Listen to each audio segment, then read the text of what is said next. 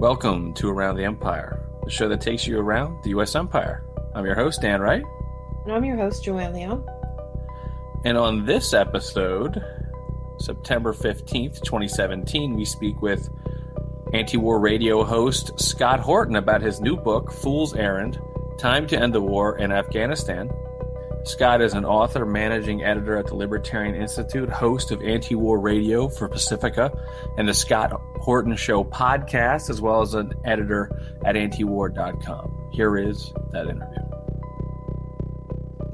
Hi, Scott. Welcome to Around the Empire. We're so glad to have you today.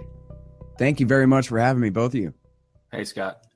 So we're here today to talk about your new book, Fool's Errand, Time to End the War in Afghanistan. It's a great book, first off. Let's just start. I highly recommend it. Thanks. And let me tell you what one of the basic things I like most about it. It's packed with information. I mean, like really packed with information. And it's done in like an academic, scholarly structure. It's heavily sourced and all that, but it's written, in my view, in plain language. It's written in the language of, the Scott Horton that we know from the many, many interviews that we've heard from you. And I appreciate that. I mean, we can all do, very fanciful language, but I'm a fan of keeping it plain. And I really like the fact that you did this. Well, also, that's my writing gets. So I think it's great writing. I think you don't give yourself enough credit in my view. But well, thank you very much. I appreciate that a lot. And the timing's perfect. Also, as it happens, we're surging again in Afghanistan. No one understands why, but Scott does help us understand why, because I think that's one of the key things. It appears that Americans don't care about this war. That most Americans don't care about this war. But I wonder how much of that is true, or how much they don't really understand this war.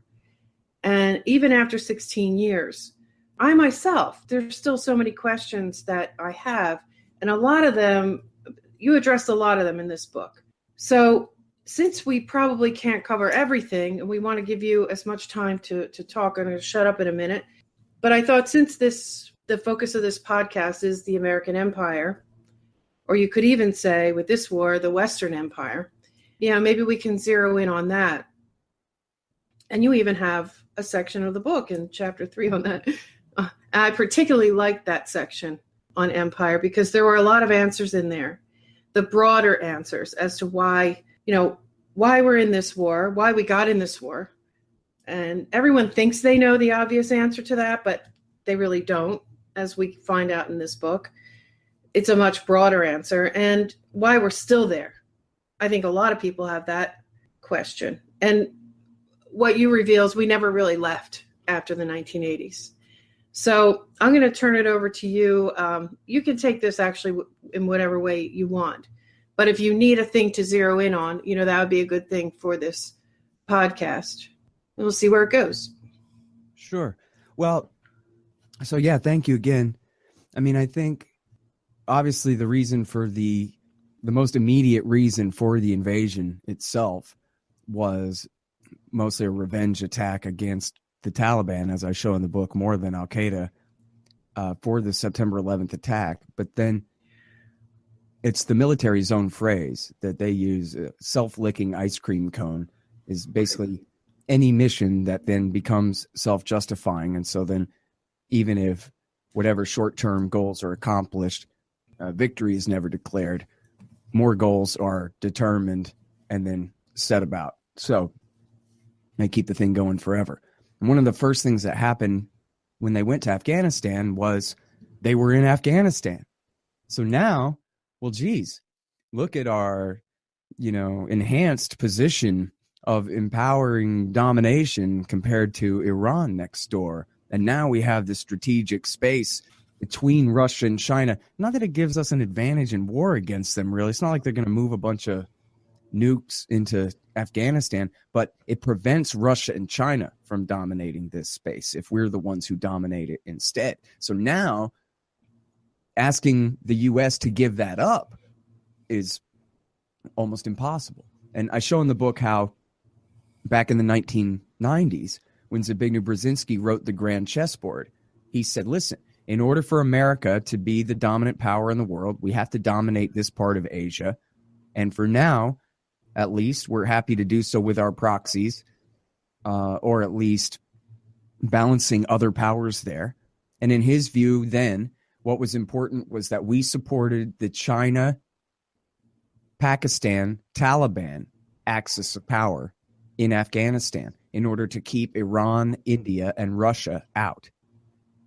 Well, we've been fighting for the exact opposite ends ever since September 12th. We've been fighting for the coalition that's backed by the Iranians, the Russians, and the Indians, fighting against the Pakistani-backed Taliban. And then, of course, the Pakistanis have their relationship with China. And so I asked the question, well, which is it? It's Zbigniew Brzezinski had no idea what America's imperial interests were, or that everybody since then has it completely upside down, or that just September 11th, because Al-Qaeda was, had foisted itself on the Taliban in a sense, that now our entire strategic position has changed and our entire set of priorities and interests have changed, or it just doesn't matter really, right? Whatever the excuse is, as long as we're there, it's a self-licking ice cream cone. So you want me to close down Bagram Air Base? But it's our awesome Bagram Air Base. Why would we close that down? I mean, they call it an enduring counterterrorism platform. Well, it may very well be an enduring terrorism generating platform, right? But to them, they don't care about that. To them, well, so much the better. At least we'll be nearby so that we can strike them. And on into the future we go. So, I mean, I hate to say that. I really think that that's a not very good excuse for, the position of our government in that country whatsoever. But I don't think you're going to find any good ones. I mean, I think what you basically have is a lot of small vested interest, none of which are a good enough reason to be there, but all of which, when you add them together, amount to pressure to stay forever. So that includes the arms dealers, and it includes, just the arms dealers. Even the Pope said it, right? Ray McGovern never ceases to point this out. The Pope came and gave a speech to Congress where he called out the merchants, the blood-soaked merchants of death, the arms dealers that control the Congress and have them do these things. It's a huge part of our economy is completely distorted towards arms sales. And so that's a big part of it. And then plus all the generals and the admirals. I do so many of these interviews, I can't keep track anymore. But someone was just telling me the other day about how important it is when you go to Afghanistan. You have to go to Afghanistan. Like, who was it? Oh, I know who it was. It was Jeff Deist at the Mises Institute. Said he knows a guy. He told me this off the air, but I think it's okay to talk about. It's not like a big secret. He personally knows a guy who's in, let's say, a state guard unit or in the National Guard in one of our 50 states here. And that he explained that going to Afghanistan is basically a resume thing. You have to go to Afghanistan and punch your ticket, and then you get to go from colonel to general even. And this is part of the thing that you have to do. And it just has, it's what Obi-Wan Kenobi calls the economics of politics. Has nothing to do with the national interest, nothing to do with what you and me and Dan would decide is in the national interest of the United States to protect the American people. It's what's in the interest of the people creating the policy and implementing the policy. And their interests are always very narrow and very different and separate from ours. In fact, destructive to ours. It actually sounds like the way, especially what you just said, a kind of low body count Vietnam, because there was actually a lot of generals, some of whom got in trouble for wearing medals, especially the Navy. They would get into Vietnamese waters for a little bit to get a combat medal. Like Vietnam was a theater, and Vietnam had its own logic. I remember talking to a Vietnam vet who said, every night they would come and bomb, and you'd go over and look at where they had bombed the night before, and there were different craters. Some were fresh craters, and some were craters with water in them, but there was no VC or anywhere in sight. They just bombed because they had to drop a certain number of bombs, which, of course, all these bombs make a lot of money when you drop them and you have to replace them. So that's kind of my take on Afghanistan now. I mean, I'm very interested in the Grand Chessboard. I think that's actually kind of required reading if you want to understand the American empire. But it kind of has an economy in and of itself. And one of the few outlying agencies that's always interesting to get an email from is SIGAR, I think it's called, which I don't know how this still exists. I imagine people are going to eventually crush it. But they're just doing these periodic reports on the spending in Afghanistan and the waste and corruption. And it's the Wild West out there. I mean, they're just spending money. They don't have any real controls on them. There's no real audit authority. So that reminds me of Vietnam too, because Vietnam was just this big, it was a checkbox for anybody who wanted to get any kind of brass in the Pentagon. You had to go into theater for a little bit, but it was also this sort of on-running business that you essentially had to participate in. And I wonder if what they figured out from Vietnam wasn't that they shouldn't do quagmires. It's that you can do a quagmire if you don't have a draft and not enough Americans get killed. You can keep it running. This is the longest war in American history right now. And American people seem to be okay with it as long as there's not a big American body count. It's also a major, just to put one before you respond, little point there. It's also probably the largest weapons laboratory in world history. This is the drone tech. All these innovations have occurred in a real-time killing environment. They they literally go out into Afghanistan and can test new killing machines, which they could never do outside of a lab before. So it's kind of like to shut that all down from a Pentagon's perspective is kind of insane, especially when you consider the political blowback's not that bad because unlike Vietnam, there's not this nightly, roll call of all the people who got killed who didn't want to go. So, right. I mean, is that the parallel between Afghanistan and Vietnam that I've outlined? Do you think that's appropriate? Yeah, absolutely. And I mean, in all different ways that you said there too. I mean, one thing that I think it's Ostry Serky writes in the book, if she makes a comparison in her book, which is called When More is Less. And she says what happened in Vietnam was, it's not just the Pentagon, right?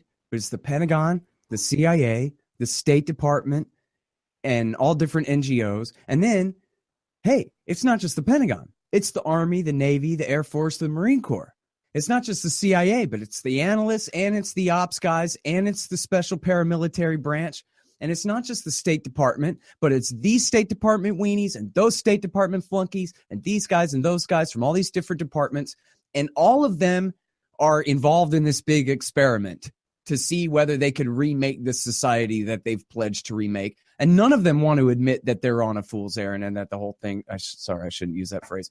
None of them want to admit that the whole thing is a bad joke and that it can never work and what they're doing is wrong and that they shouldn't be trying, that war crimes are taking place, that the whole thing is horrible. They all have their own vested, separate, special interest in keeping the thing going. And you talk about getting rid of bombs. I mean, there's actually congressional testimony somewhere is the clip of this. I think it's in the movie American Holocaust about Vietnam, where they show the commander testifying to Congress. And the congressman says, well, but if you didn't have any targets, then why were you shelling them? And he says, well, look, I mean, every night they would bring us new boxes of shells. We had to get rid of the old munitions. We were forbidden from allowing them to pile up. So we would just shoot artillery off. In fact, I'm conflating two different things. I'm sorry. The artillery thing, that's Nick Terce's book, Kill Anything That Moves. But the congressional testimony was about airstrikes in Laos, I think. What are we doing with these bombs? We got to get rid of these bombs. So we're just dumping them out of B-52s over Laos. God knows who we're killing and who cares. We just have to get rid of these things. And those are the economic incentives of war. Robert Gates used this phrase to try to, dismiss your concern about the WikiLeaks by Chelsea Manning by saying, oh, yeah, well, you're looking at this collateral murder video of these innocent people being slaughtered by this Apache helicopter. Well, that's just war through a soda straw. You don't see the bigger picture. It's like, well, okay, that's true. But guess what? Those Apache pilots are looking at war through a soda straw, too. Everybody involved in the damn war has no perspective but their own and no ability. And in fact, what's even going on in that footage? Who are they killing? They're killing Shiites in East Baghdad. Well, I got news for you, pal. The whole goddamn war in Iraq War II was for the Shiites of East Baghdad. Why in the world did they take half a year to go to war against Muqtada al-Sadr and his men, who were always a core part of the Shiite alliance that we were putting in power? The whole war was for Sadr and his men. And so talk about war through a soda straw. Come on, there's some bad guys. Let's get them. Meanwhile, the entire rest of the army is helping the Mahdi army kick Sunnis out of Baghdad, right? At the very same time. And they're saying that you're the one who doesn't have the perspective, right? You're the one who can't see. If only you were flying the Apache, then you would know what you were doing. But no, that's clearly not the case. Yeah, if they knew what they were doing, would ISIS have risen up and taken back the country? I mean, but more to the point, your point about everyone has a little interest. I mean, imagine if you're, maybe this is a useful thought experiment. Imagine you're an up-and-coming careerist, Imperial apparatchik, let's say State Department, and you've spent years learning Pashtun and analyzing the different factions among the Afghani political group. Mm-hmm. What the hell do you want? If this war ends, what do you have that is marketable at all? Nobody cares. Maybe you can work for an international energy consortium trying to get a contract. I also want to go to a really important issue, which is the Taliban. The Taliban are not, the U.S. public is kind of, ignorant of a lot of stuff, and they're easily conflating the Taliban and Al-Qaeda, which has apparently been, not very well dissuaded. So they think the Taliban are Al-Qaeda, or they think Al-Qaeda are the Taliban. But what they apparently fail to understand, and what's important, I think, also for the Vietnam parallel, is the Taliban, like the Viet Cong, are the people of Afghanistan. They're not foreign invaders who have come in. They're there. They're going to be there forever, where they're the people of Afghanistan. So there's not really any way to fully cut them out of power. This is one of the crazy things that happened during Trump's speech, or in reaction to Trump's speech, was everybody admitted that there's going to have to be a settlement with the Taliban. So if the point of the war is to get rid of the Taliban, we've already sort of agreed that that's not going to happen. Mm-hmm. Just talk about the Taliban, I guess, in the context of Afghanistan, and that they're kind of an immovable force. We can fight there for 20 more years. It's not going to change the reality of the Taliban, or maybe something rebranded, existing within that country, right? Right. Well, and there's two major problems, which is, three. First of all, the Americans, they may say, yeah, we need a negotiated settlement someday, but they're never going to make a deal with the Taliban where they say, okay, fine, you guys rule 60% of the country, we'll keep 40. The USA is going to agree to that? No. So that's just, take that off the table in the first place. They say that, but if you look closely, what they really say is, well, let us fight for another few years and then we'll see, right? Which means just keep fighting. Okay, but then, so there's the other thing. The Taliban don't want to negotiate. The Taliban are like, why would I negotiate? You're trespassing on my property and I'm succeeding in kicking your ass right out of here. So now I'm going to make a deal with you? Why would I make a deal with you? And then the other problem is, the Taliban is a nice catch-all phrase for different factions of fighters who have different levels of coordination and loyalty to each other. Mullah Omar is dead. His successor, Mansour, was actually more of a divisive figure. But then Obama killed him with a drone. And so now the new leader, his name is really difficult to pronounce and memorize, starts with an H there. And they say that he actually was Mullah Omar's mentor back a long time ago. So he has all kinds of more legitimacy and respect than Mansour did. So maybe he'll be able to unify the Taliban a little bit more. But in either case, they don't want to negotiate, and it's not even clear that there's anybody to negotiate with if they wanted to. If you could get the Taliban of Kandahar City to say, okay, let's come to some kind of settlement, they don't necessarily speak for the guys in the rest of the country. And it's the size of Texas. And I think you guys probably know, but people should stop and think about for a second how incredibly huge Texas is, right? Texas is huge. Texas is the size of the South, right? Like that's how big Texas is. From the center of Texas, where I live, to El Paso on the west edge is halfway to California, halfway to Los Angeles. That's how big Texas is. That's how big Afghanistan is. So who's in charge down in Galveston doesn't necessarily have sway in San Angelo. You know what I mean? Although at least those guys have in common that they reject the authority in Austin, if that's the parallel. Yeah, and you're right. We're the invading army, not them. They act like the Taliban is the invading army. We got to protect the Afghan people from them. But even when they say the Afghan people, you know that they're either lying or they're so ignorant they can't possibly be trusted to be in charge of this thing, because there's no such thing. You know, it's shape on a map, fine, but there's no nationalism there. There's the divisions are families and clans and tribes and ethnicities, and the Hazaras and the Tajiks and the Uzbeks in the north and their alliance backed by the United States are trying to foist their power on the Pashtun population of the south and the east of the country. And, there are some Pashtun, members of the government. They do have some representation in the government, but not to any real effect. They clearly have decided that the Taliban and the Haqqani network are a much more natural fit for their power and security force than any national government in Kabul. And they've been resisting for 10 years now, 13. They've been fighting since the very beginning of this thing. They said, we're not going along with this. And all the recent quotes from whether you want to talk about in 2005, if you want to go to the surge in 2010, or you want to talk about last week, all the Taliban quotes are negotiate with you. Yeah, right. I'll tell you what, I'm going to shoot you instead. That's their answer. It's always has been. And we're no closer to winning now than we were then. You talk about the Afghan people, you talk about the divisions. What's always struck me and what always made me, yet another parallel to Vietnam, is the people that we installed in Kabul. After the U.S. in 1963 helped assassinate Henry Cabot Lodge and others helped assassinate Diem, who even Ho Chi Minh said when that happened, this is the dumbest thing I've ever seen. This guy was the only guy who could unite South Vietnam. After that happened, the South Vietnamese government was just a series of clowns and killers, and much in the same way that Afghanistan, drug dealers. And so what happened in Kabul with the installation of Hamid Karzai, a UNICAL executive with, I guess, dubious ties to the country anyway. His brother was essentially one of the major traffickers in heroin in the country.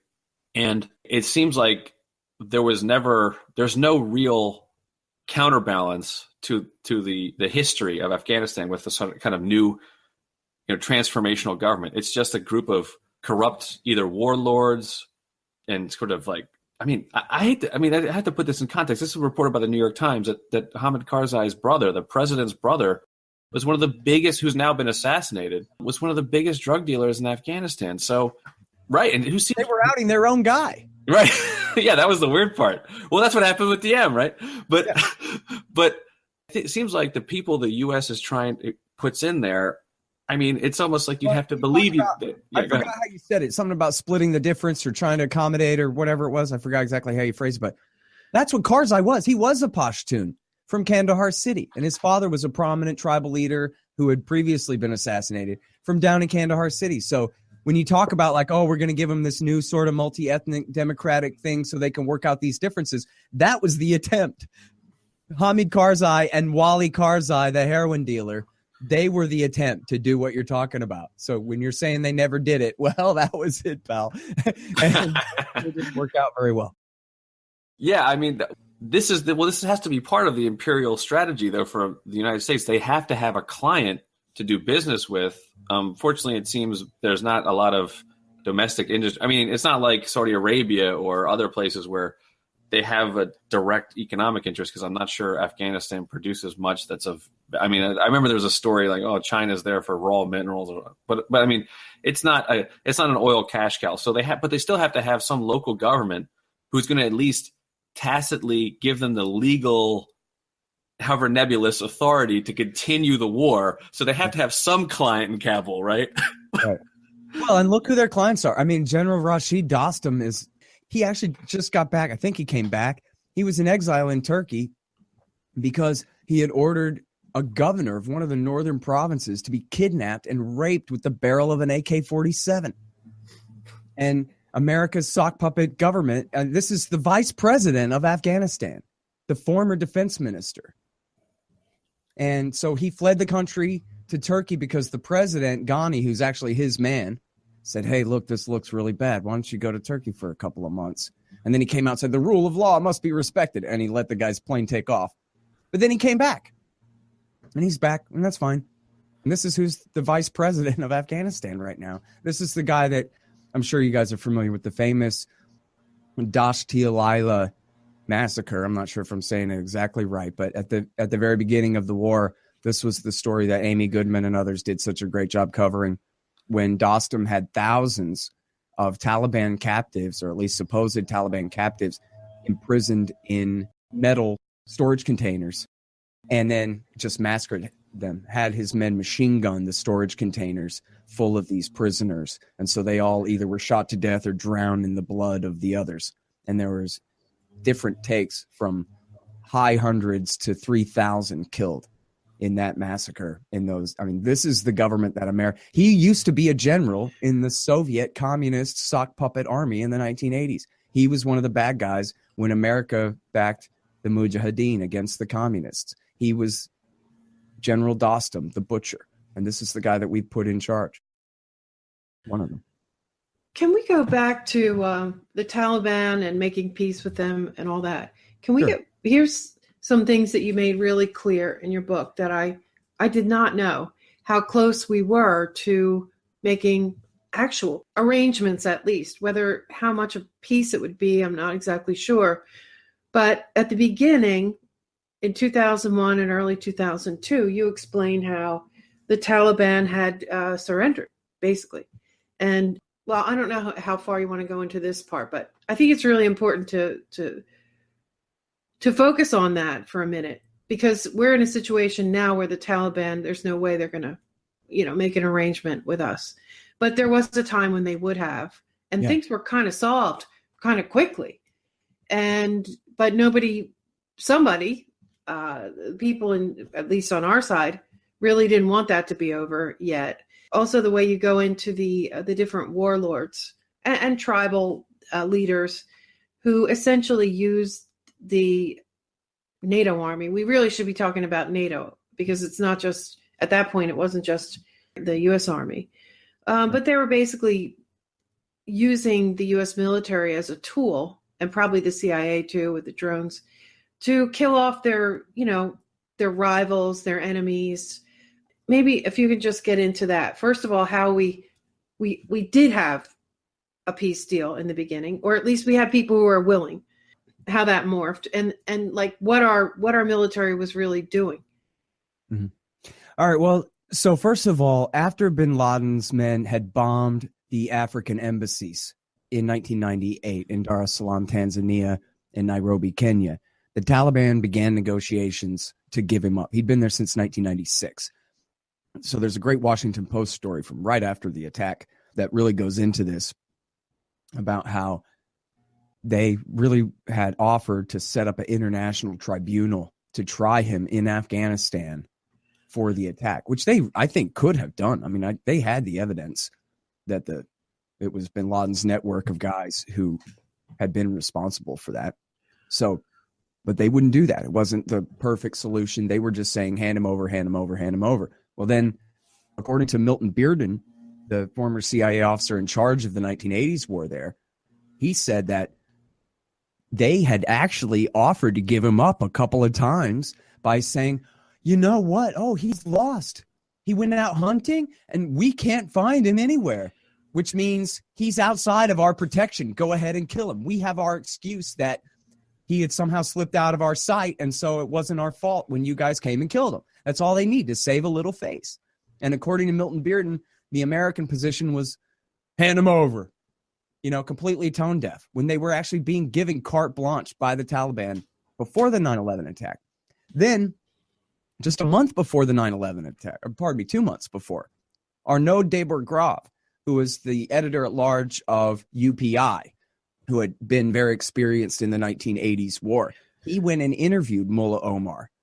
And he said that Mullah Omar was seething with rage at Osama bin Laden and denounced bin Laden and said bin Laden has no authority to issue a fatwa. He didn't go to religious school for 12 years. He doesn't have the ability to declare war. He's not the boss of this country. I'm the boss of this country, not him. And he's a chicken bone stuck in my throat, and I can neither swallow him nor spit him out. That was how Mullah Omar felt about bin Laden. And there's an incredible book. I mean, it's not even a book. It's a scholarly study, really, called An Enemy We Created, where they talk about how Mullah Omar absolutely hated bin Laden, had instructed bin Laden repeatedly, including to his face, that you are not to give any more press conferences. You are not to threaten the United States or do anything against anybody else as long as you're my guest here. Is that understood? And bin Laden had actually refused to swear direct loyalty to Mullah Omar and instead had sent a proxy to do it so that it would be deniable that he had broken his oath to Mullah Omar when the time came for him to provoke the American invasion of Omar's country. So that's the real relationship between these guys before and after. So then once America threatened war after September 11th, Mullah Omar said, give us the proof and we'll turn them over to any Muslim country. There's a group called the Organization of Islamic Conference. It's 56 Muslim nations, little non-aligned movement type organization.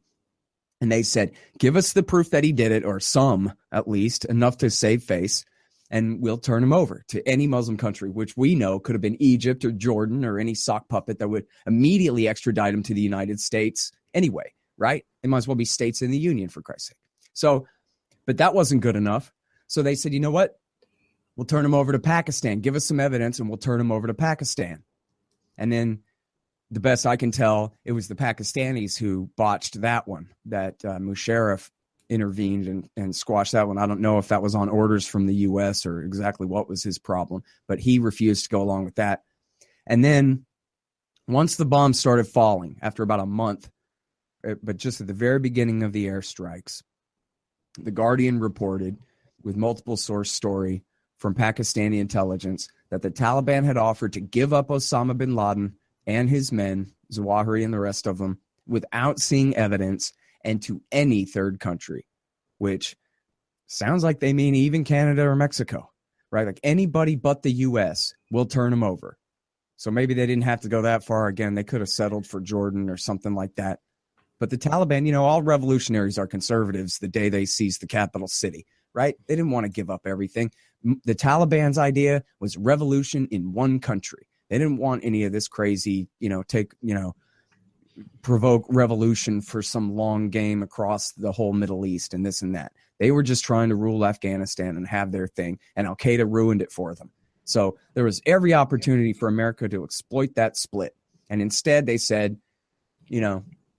same difference, Taliban, Al-Qaeda. Somebody just said to me on Twitter the other day, well, we had to go kill the Taliban because of 9/11, just literally 2 days ago or something. That's in my Twitter feed. Because people still, after all this time, use those two words interchangeably, sometimes, I guess, without even noticing that they're switching off back and forth. When the Taliban were, again, local Pashtun religious leadership who'd seized power in the country, were the locals, and Al-Qaeda were a bunch of Saudis and Egyptians, former Arab-Afghan jihadis from the 1980s war, none of whom were Afghans, and all of whom were basically foreigners squatting and hiding out there. With the permission of the Taliban government, but still. And then after the war, as you say, after the war, and Anand Gopal is the world's greatest journalist on this issue, Haqqani, who is known as the leader of the insurgent faction that is second only to the Afghan Taliban in terms of resisting the United States, including killing civilians, the group that did the suicide bombing that killed all the CIA officers at Khost in 2010.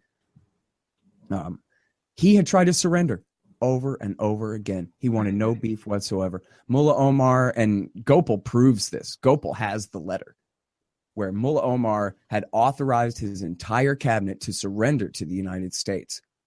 They withdrew from Kandahar city and said, you guys can have it. We're not fighting. We're done. Once they gave up, I guess, Kabul and ran from Kabul, they gave up power over the whole country. And again, Hamid Karzai, even though, as you say, he was a Unical lobbyist and all of this stuff, he was the son of a Pashtun tribal chief from the Papalzai tribe from Kandahar city and had good enough legitimacy for them. And Mullah Omar authorized his entire cabinet to recognize the new government as Islamic and legitimate, and that they were not in competition with it. They were not saying, yes, one day we'll seize power back. It belongs to us. They were saying, fine, you got us. You know what? You whooped our ass, and that's what happens, and now you got the government, but you know what? It's good enough for us. At least you put a Pashtun in the chair up there, and you're trying, and what have you. They were acquiescent in defeat, but then the Americans just hunted them and hunted them and hunted them, and as you say, Joanne, they hired whichever warlords they could hire, who all started whispering in their ear, oh, you know who you ought to kill? Everybody who's an enemy of mine. Taliban, Taliban, Taliban, terrorist, terrorist, terrorist. And so then the American GIs are like, all right, boys, saddle up. We're going to kill some terrorists. But Now it's like, hey, it's 2003. It's 2002. They're gone. There are no Taliban. Al-Qaeda was only 400 guys. Half of them were killed. The other half escaped to Pakistan. There's no more Al-Qaeda in the country at all. And there is no organized Taliban resistance to hunt and kill. But meanwhile, Rangers are still arriving at Bagram Air Base. Well, they got to have something to do. What are they going to do? Just sit there? Nobody told them that the enemy had surrendered. So they're like, all right, let's go find some Taliban Al-Qaeda terrorists and hunt them down and kill them. And so they ended up, that very same cabinet of Taliban officers, government officers who had surrendered, they became the leaders of the new insurgency. And then including Haqqani built up his own insurgency. And this is who we've been fighting. So the Americans refused to take victory, and they snatched defeat from the jaws of it. They picked this fight with the local Pashtun tribal masses, basically, provoked an insurgency that now has, fought them to far worse than a standstill, and now has them in the retreat, and that they can't possibly defeat short of dropping H-bombs on them all. So we had this thing pretty much nailed down. At least we had a situation where you might say that for the first time in centuries, there was the prospect for, I don't know, peace in Afghanistan, some kind of a solution, right? Some kind of a positive direction. And we transformed that into an impossible situation where nobody sees a way to end this thing.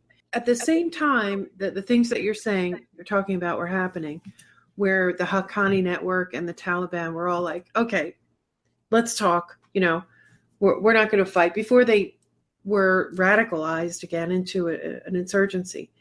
At home, we had people talking about how this is going to be a long war. This is going to be a generational war. So war for war's sake, or as you said, so well, the politics of economy, but there's sort of an elephant in the room at the time. They're saying this is going to be a long generational war because they're there. I don't even know how to put this, but war for war's sake. And also everything that comes with war. How do we put it into a category? Let's just call it trafficking or the black market, not just the opium, the arms and even people. We have all these vice operations that grow around or are facilitated by wars like Afghanistan. And hardly anyone talks about that. They sort of talk about the opium epidemic, the fact that all around the world it's destructive, but they never talk about the fact that the wars facilitate this massive, or what I think is massive, these rat lines, this huge market of arms, drugs, and human trafficking that need a war, or at least are facilitated by a big war to keep going. And how many people, I think it's about, the latest number I think I read was about $4 billion the opium industry is worth inside Afghanistan. Right. But what that translates to, does anyone even know? Is it 100 times that, 1,000 times that? And how many people along the way are taking a cut of that opium trade? And, you've also got all the arms trades going on, not only the new arms, but the old caches of arms that end up in all of these wars, whether they're official wars or whether they're, regime change, I don't know what, the regime change operations. So I sort of went off on a tangent there, but I see it as the elephant in the room. Well, I think you're making a really good point, because what happens is it's not just the drugs and the guns, which is a huge thing. And I try to talk about the drugs in the book as much as I can, but I really would like to know exactly who all is getting a cut on the way, as you put it. I don't know who's really done a very good job of showing exactly which all countries are involved, which all intelligence services, and which all banks, and who all is doing, the very specific stuff there. It's clear that the Taliban and the regime in Kabul are all 100% dependent on opium. It's half the 4 billion that you say, that's half the GDP of the whole country. the entire society is dependent on poppy production now, and virtually all of it is sold on the black market. None of it goes to medicine. It all goes to black market stuff. And then as far as, all the guns, new and old, as you say, people on all different levels are making money off of this thing. I talk about in the book how the Afghan defense minister for a time, Wardak, his son set up a business where he would hire the Taliban to provide protection to NATO trucks delivering supplies to our soldiers there. And it would be a Taliban truck in the front, a Taliban truck in the back. They escort the supplies to the Americans. Y'all have a nice day. See you on the battlefield. And then this guy, you can check the journalism. I got all the footnotes in the book. This guy set up a lobbying firm on K Street to perfect warm up support for continuing the Afghan war, because this was his racket. Like, this is the smallest of footnotes, right? This is such a side issue. This is nothing compared to David Petraeus wants to strut around and get a promotion and another star, this or that. This is like the lowest scum, but look at the role that he plays in perpetuating this sick game.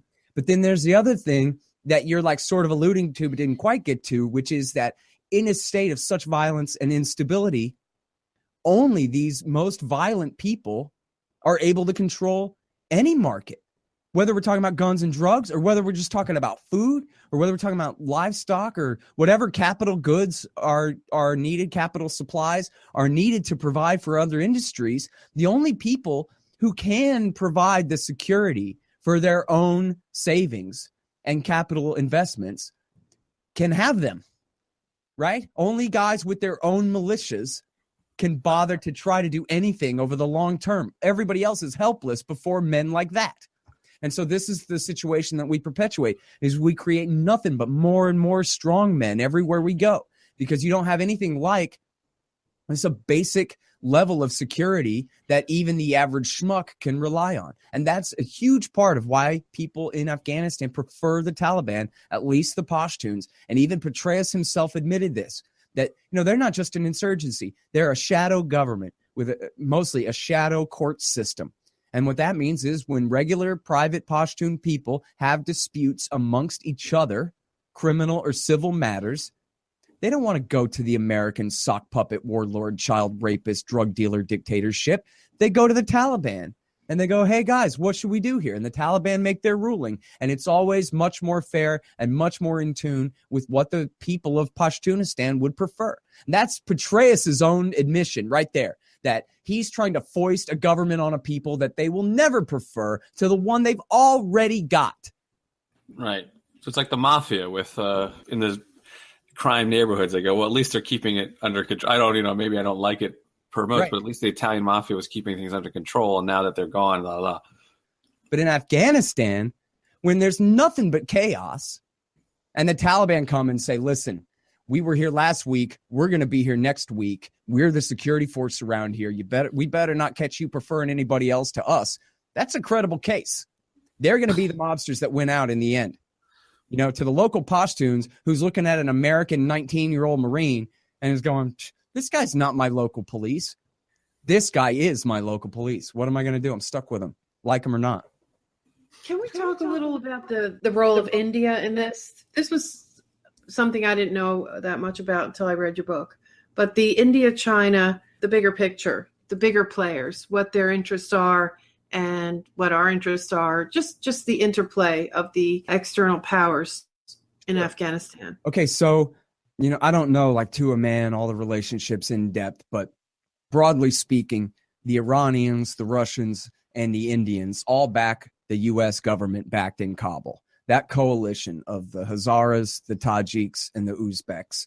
And this is a huge part of, as I talk about in the book, why the Pakistanis continue to support the Haqqani network and the Afghan Taliban insurgency is because their bitter enemy to their southeast there, of course, is India. And in the event of a war with India, especially a nuclear war, they need Afghanistan to be able to retreat to and across the Khyber Pass. It's what they call their strategic depth. So in other words, it's their single highest priority in the world that they keep friendly forces in play in Afghanistan and that they prevent the India-friendly government in Kabul from ever truly creating a single national army that could rule the state and keep a monopoly on force and be a problem for them. In other words, the Indians are trying to surround them, and they're trying to prevent the Indians from surrounding them, or at least keep Afghanistan divided and keep the Afghan Taliban in play to prevent the Indian/American side from ever really, truly winning out there. And then the Americans in the Bush years, and I guess now again in the Trump years, are just pretending that they don't understand this. I mean, in the Obama years, they would at least concede that, well, the Pakistanis have this interest in backing the Afghan Taliban. We got to figure out a way to bribe them to quit it, which never worked out. But the Trump administration seems to be basing their policy off the idea that, well, darn those Pakistanis, they better quit, and we're going to tell them to quit. And then if they don't, well, we'll take some money away, and maybe we'll take away their status as a major non-NATO ally, and we'll do this and that. But at no point do they seem to recognize or acknowledge why the Pakistanis back the Afghan Taliban, especially not that it is their single most important foreign policy. I mean, how important is it to the Americans that we have a friendly government in Canada? Right? That's the single most important part of our foreign policy, actually. You didn't even realize it until I just brought it up. But right now you realize that there's nothing more important to the United States government than that we have a friendly government in Canada. Full stop. That's it. And we'll go to nuclear war to prevent anybody from changing that too. Right? Now you understand the Pakistani position on the Afghan war and why it makes no sense that we are asking the Indians. In fact, you listen to Trump's speech. He announces and elaborates on this entire McMaster plan. McMaster plan. Doesn't that sound perfect? Sorry. I apologize, Earth, for coining that just now. Jesus. McPlan. It's pretty bad. So they're saying, oh, yeah, well, we're going to get India to help us more than. Well, but that's just going to incentivize more reaction on the part of the Pakistanis. And then, the lady, Lisa Curtis, who wrote this policy that McMaster put her on the National Security Council and said she's the lady we ought to listen to here.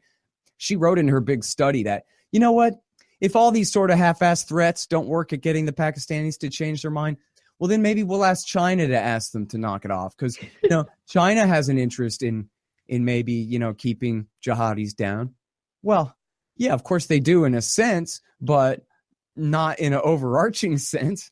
And if the whole reason that we back India and in Afghanistan is as a check against the Pakistani-Chinese alliance, then why in the hell would the Chinese do us a favor and ask the the Pakistanis to knock off their support for the Taliban in Afghanistan when that's basically their foreign policy, Plus everybody's freaking out about the Silk Road, New Silk Road. Right, and that's what they say. Right, exactly. Again, like picking up from Brzezinski that in 1997, I don't know if anybody was talking about the Belt and Road Initiative. Maybe it was a faraway daydream at that point. But now that we're there, what are we going to do? Let the Chinese build this giant road system across Central Asia? And for all this trade and this and that, they're going to gain the advantage at our expense. Dan, you brought up the mineral rights there. The Americans are never going to get minerals out of there. The Chinese aren't either. And there's an endlessly insecure security situation in Afghanistan. And in order to mine, you need huge long-term investments of capital and infrastructure and everything, railroads and highways and trucks and everything. Again, this is a country the size of Texas, landlocked in the middle of Central Asia. It has no coast. I mean, this whole thing is preposterous. But then they say, going back to the Petraeus years, yeah, but what if the Chinese came? And what if they invested so much capital that they got to do some mining in Afghanistan? Well, so what? Then humanity would be richer. So why is that wrong? How come we don't all look at the idea of a highway and a railroad and an electric line and an internet and a whatever system from Shanghai to Lisbon as the greatest idea in the history of humanity? Why shouldn't that be the best thing that ever happened ever? Wealth of us all by 1,000,000,000%. Instead, the Americans are there pouting because we're stuck over here in the new world and it's not our game. Hasn't this historically, from a sort of meta or grand imperial strategy perspective, hasn't it always been Western powers' interest to keep Eurasia divided and, I don't want to say backward, But, there's a reason those roads don't exist. There's a reason there's not heavy development. Part of it is the history of conflict in Eurasia, but also, divide and rule. We've never wanted Eurasia to assert itself because that would be an incredibly powerful force, even if there was just alliances, let alone a kind of unity that China. So I think, this is actually a slow-moving disaster for America, that this Silk Road, if it actually comes about, and it looks like China is making the investments. So, can you talk a little bit about Eurasia as an idea, as a kind of like hobgoblin of Western minds? We don't want this to be. This is something that could rival our power. Yeah, I think that's it. And I think it's crazy, right? I think that the people of the United States and of the Americas have absolutely nothing to lose whatsoever from this. It's our politicians' power and influence that is in jeopardy. Same thing we saw. I keep bringing this up because I just love it so much. It's just crazy. This Hoover Institution guy wrote for the LA Times, Peter Lee, the China hand on Twitter, pointed it out, that he wrote that, yeah, we could have peace in North Korea, but then we wouldn't have North Korea to threaten South Korea and Japan with. And if we didn't, then they might declare independence from our empire. And then, God help us, they might float even further away into the orbit of China. Well, what the hell do I care about that? I'm supposed to be willing to risk nuclear brinksmanship level, this level of crisis with North Korea, fire and fury and death like the world has never seen before, and all of this kind of brinksmanship over because I need something to threaten Japan with? I don't, actually. But Goldman Sachs does, and so do and the American exports. So, it's right. When the average person, this is a part of I think, a sort of motif of the show. The average person doesn't really benefit from the American empire. In fact, they're very much hurt by it, either because they're serving in the military, or their family is, or either because they're paying tax burdens, or they're dealing with other kind of, sellouts that has to be made to maintain it. Right. Like, so the lack of, investment here, some of these trade deals, which are just absolutely horrible for the U.S. population. But people who do lose are the people that own and operate the country. So, Wall Street would lose huge if Asia had its own financial system and didn't need to go to Wall Street or London or anywhere to finance these deals. A lot of the, corporate monopolies would lose if they were cut out. They're already whining incessantly about being cut out of China. So, and supplementing themselves, a famous thing with Yahoo, which was this, if people remember, this kind of a big deal way back when, got caught helping the Chinese government catch dissidents, political dissidents, even though they said they were for freedom and all the rest of it. And so, it's not really a tragedy for the American people if Eurasia is united and there's all this prosperity in East Asia. It's a real problem for the commercial and political superstructure, the ruling class, whatever you want to call it, 1%, if that happens, because then they're cut out. Right now, they've got a foothold. They've got the ability to say, we want to catch a piece of these deals. Goldman Sachs, we want to be in China. We want to be in Eurasia. All the rest of the Wall Street firms. JP Morgan just got caught straight up doing a kickback scheme where they hired the sons and daughters of Chinese officials, the princelings or whatever. It's going to be that scandal's still running.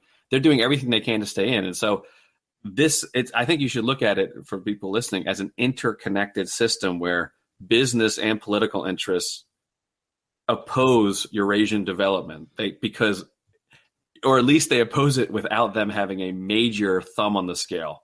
Because if Eurasia becomes prosperous and connected and the trains go to Lisbon, then what the hell do they need us for? Right. Well, I'd like to point out here, in defense of libertarianism and capitalism, but never capitalists necessarily, that the entire theory of free markets is that everything you just described is completely illegitimate, and that screw Goldman Sachs itself or JP Morgan or any particular firm that right now may be dominant. What matters is the system where, perhaps even above all, they are free to fail and be destroyed by competition, and that ultimately everyone benefits from that. Regular people benefit from that, and ultimately rich people benefit from that too. If you really had a belt road, just I Dream a Genie built a massive highway system and railroads and you name it, from Lisbon to Shanghai. All wealth on earth is going to start multiplying by huge factors almost immediately. And all the North and South Americans are going to benefit from that too. That's fine. What you're talking about is very specific, and politically connected people are going to lose their short-term advantage that they have gained, politically speaking, which makes them, to a libertarian, a mercantilist. Right. In thing from free market. Yeah, in aggregate. No, I'm not actually I think you're making a fair point. I know we're not all libertarians here, but I actually think that's true. Not necessarily attacking capitalism itself, but I just wanted to make it clear that the theory of capitalism is screw JP Morgan, right? The theory of capitalism is not the favor of capitalists. It's the favor of a system that allows people to make investments and decide what to do with them without getting it all taken out from under them by JP Morgan, for example. Right. But yes, absolutely. And I think in aggregate, your point is true. My issue with this, and what I think this is a very key nuance to this, is these American firms are not interested in competing. And they are actually, in a larger sense, and in a more maybe ethereal, but not too much sense, like the Taliban in Afghanistan, meaning their enforcers is the U.S. military. And they are playing their own rent-seeking game. And they don't have value creation. They don't have value to add. They simply want to come in, chisel off a piece of the action for themselves, and the enforcer for that activity is the U.S. military.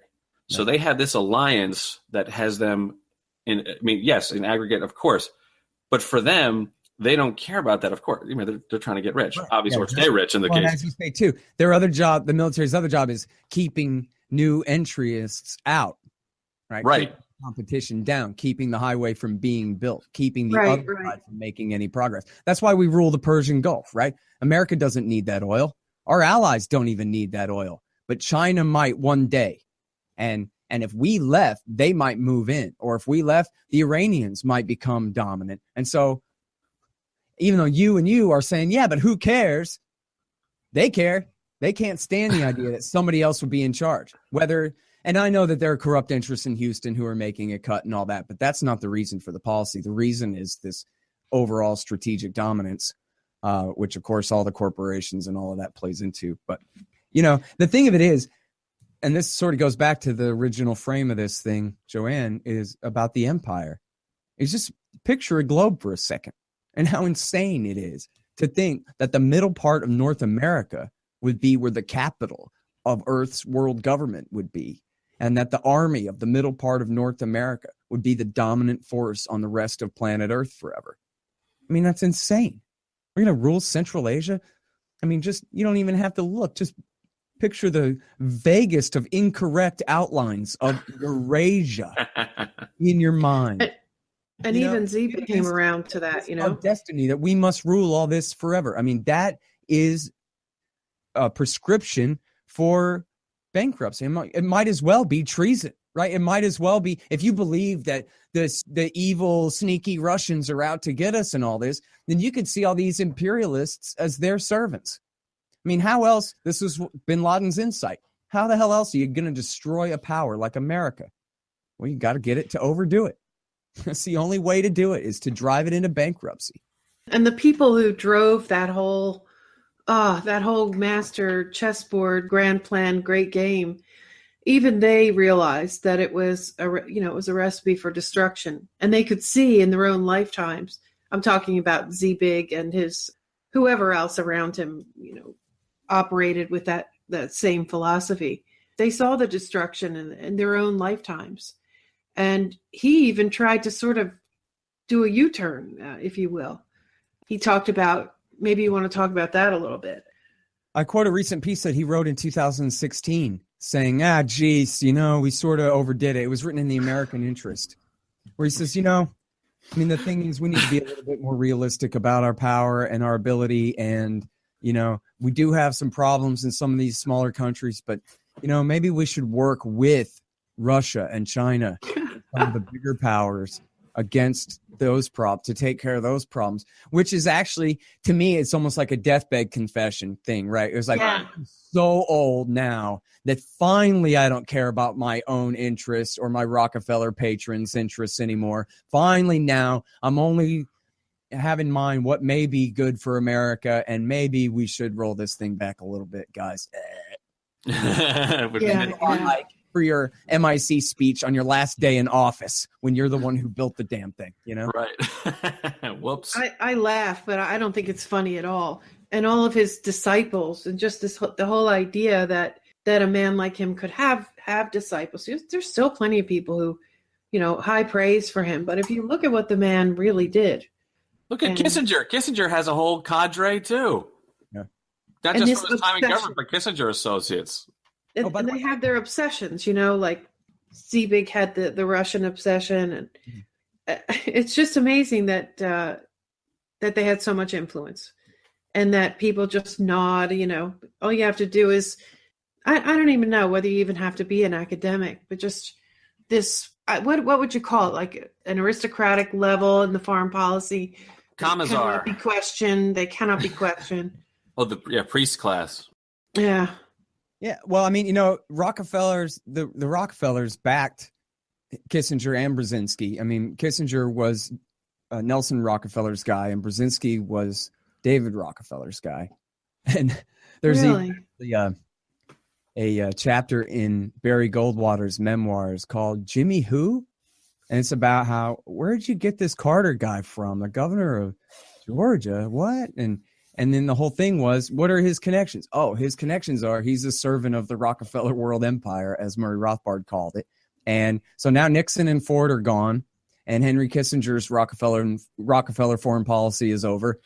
So now bring on Jimmy Carter and Zbigniew Brzezinski, and to continue the Rockefeller foreign policy. And of course, Goldwater was a hawk and preferred brinksmanship to détente. That was his problem, but it still is illustrative of what was going on there as far as who asked you, Zbigniew Brzezinski, anyway? And then the answer is David Rockefeller asked him. David Rockefeller was the one who said, what this guy says is important. Everybody pay attention to him. And that was really where his power came from back in the 1970s.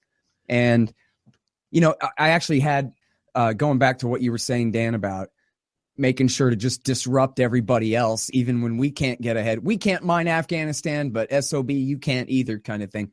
This is what Zbigniew Brzezinski wrote in The Grand Chessboard, back in 1997. He said, to put it in a terminology that harkens back to a more brutal age of ancient empires, the three grand imperatives of imperial geostrategy are to prevent collusion and maintain security dependence among the vassals, to keep tributaries pliant and protected, and to keep the barbarians from coming together. Yep, perfect.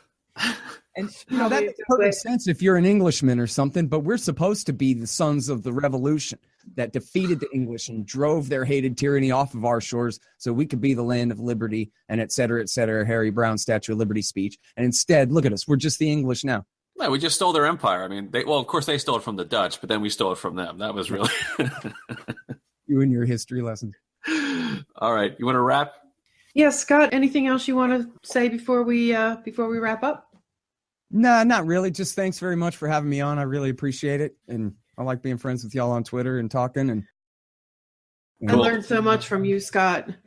And if I listened to anybody else's show, including even my own, if I listened to any shows, y'all's would definitely be one of them. I'm proud of y'all are doing. I know I watch it from afar, but I just don't listen to anything. I only read. I don't even watch TV anymore. But probably a good thing. I know that you guys are doing a lot of great work, so I'm glad that you are.